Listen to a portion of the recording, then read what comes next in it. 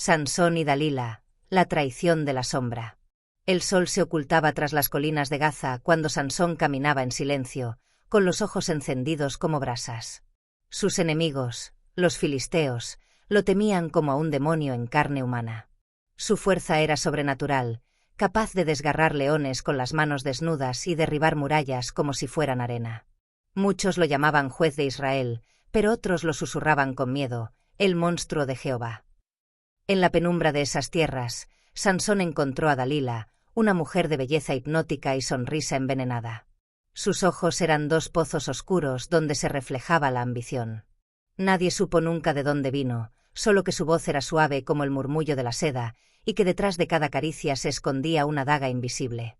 Dalila escuchaba los rumores sobre el secreto de la fuerza de Sansón. Algunos decían que era la sangre de gigantes, otros que pactó con un ángel caído.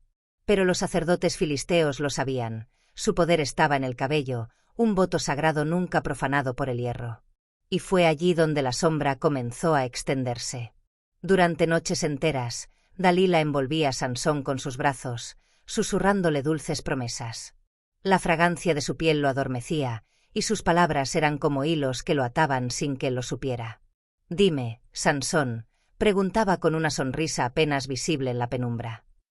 «¿De dónde viene tu fuerza?»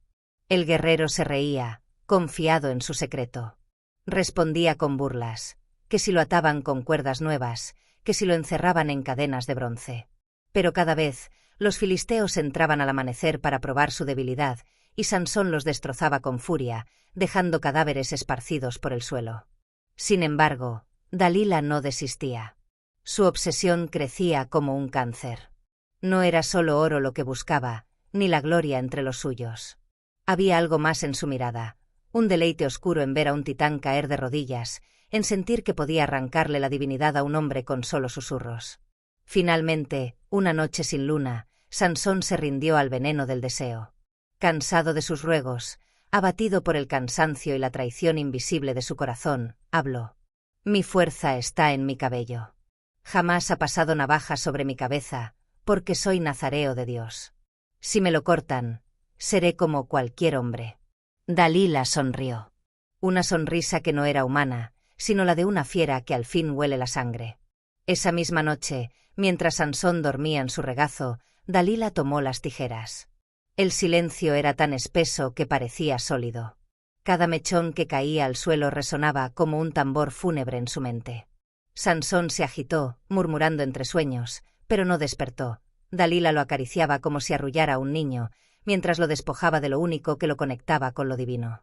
Cuando el último mechón cayó, la habitación se oscureció de manera sobrenatural.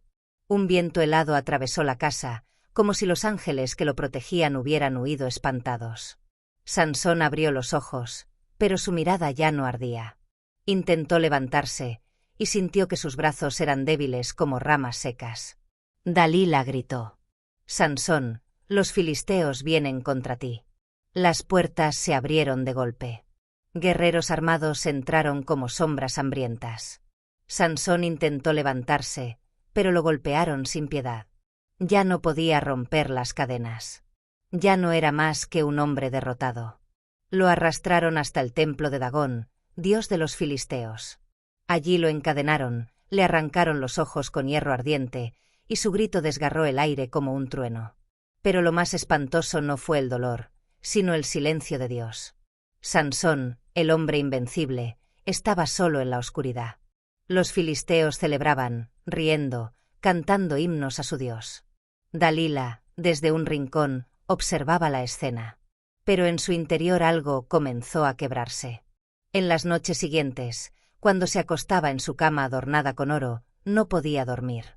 Escuchaba golpes en la puerta que nadie tocaba, susurros en su oído cuando estaba sola. «Dalila». La voz era grave, profunda, como proveniente de la tumba. «Dalila, me robaste la fuerza, pero no el alma». El rostro de Sansón, ciego y sangrante, se le aparecía en sueños. Sus ojos vacíos la miraban aunque ya no los tuviera. El suelo temblaba bajo sus pies, y veía columnas cayendo una y otra vez sobre multitudes. Siempre despertaba empapada en sudor, con el eco de la destrucción en su mente. Dalila intentaba olvidar, pero la maldición ya estaba sembrada. Cada vez que se acercaba a un espejo, juraba ver detrás de su reflejo la sombra de Sansón, de pie, imponente, con la melena regenerada, mirándola fijamente. Meses después, los filisteos organizaron una gran fiesta en el templo de Dagón. Miles se reunieron para burlarse del prisionero. Trajeron a Sansón encadenado, ciego, flaco como un cadáver. Los niños le lanzaban piedras, los hombres lo golpeaban con látigos, las mujeres lo escupían. Pero lo que nadie vio fue que, bajo su apariencia miserable, algo había cambiado. Sansón, en la oscuridad de su ceguera, había regresado al Dios que lo había abandonado. Y aquel Dios, silencioso y terrible, había vuelto a escucharlo. Sansón tocó las columnas del templo con sus manos y elevó un susurro. Nadie oyó lo que dijo, pero la tierra sí lo escuchó. De pronto, un rugido subterráneo estremeció los cimientos. Las columnas se quebraron como huesos. El techo se desplomó. El templo entero se derrumbó en una explosión de polvo y gritos. Miles murieron aplastados, entre ellos los príncipes de los filisteos. Dalila estaba allí. Fue una de las primeras en ver el rostro de Sansón justo antes de que las piedras cayeran sobre ellos. No era el rostro de un hombre, sino de un espectro vengador, iluminado por una fuerza que trascendía la carne. La última imagen que grabó su mente fue esa, un titán que regresaba de la tumba para arrastrarla con él al abismo. Dicen que el espíritu de Dalila nunca descansó, que su traición fue tan vil que ni el infierno quiso recibirla.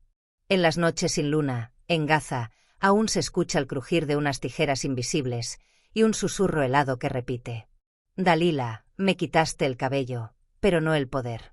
Porque hay amores que no son amores, sino trampas.